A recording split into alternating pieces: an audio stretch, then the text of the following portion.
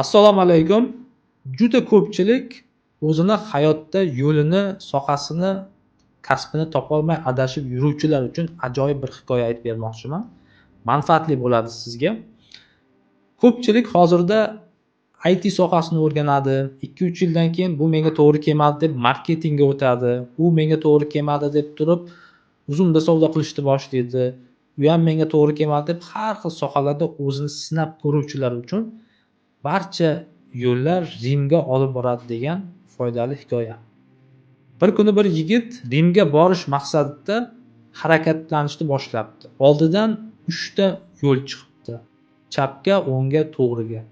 Har doim to'g'riga yurish to'g'ri bo'ladi deb to'g'ri yo'ldan yurishni boshlabdi.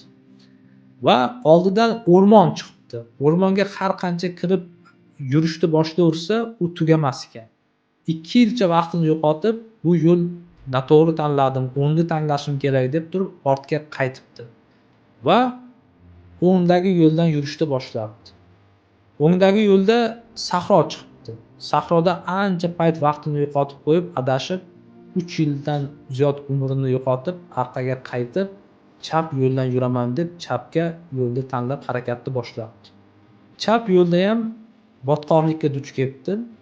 Botqoqlik ancha vaqtini olib qo'yibdi. Bu ham chegarasi ko'rinmagandan so'ng bu yo'l ham xato deb ortga qaytib har xil yo'llardan yurishni boshladi.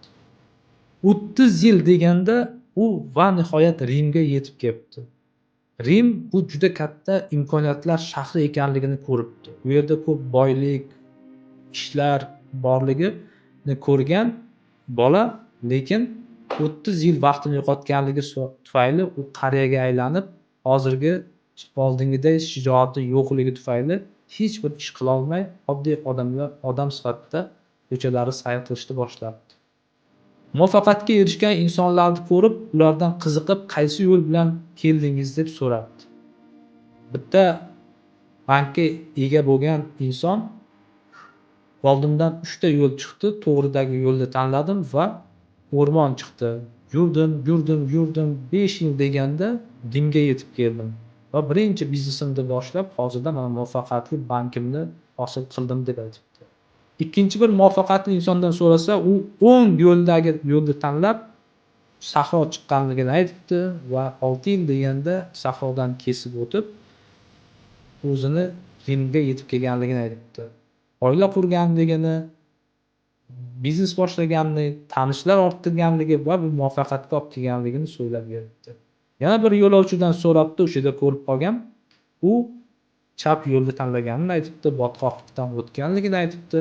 Oxir-oqibat Rimga kelib, imkoniyatlardan foydalanib, katta natijalarga erishganligini so'ylab beribdi. Yigit xatosini tushunib yetibdi. Juda ko'pchiligimiz har xil sohada o'zimizni sinab ko'ramiz va qimmatli bo'lgan umrimizni yo'qotib qo'yamiz. Zero 10,000 soat qoidasi bor. Bir sohada siz 10,000 soat o'sha kasbni o'rganishga vaqtingizni sarflasangiz, albatta shu kasbning mutaxassisi, professionali bo'lib yetishasiz va katta natijalarni keltirasiz.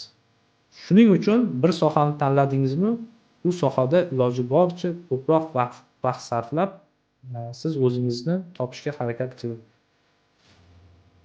Hikoya manfaatli bo'ldi deb o'ylayman va keyingi hikoyalarda qoldirib yubormaslik uchun bizlarga obuna bo'lib qo'ying.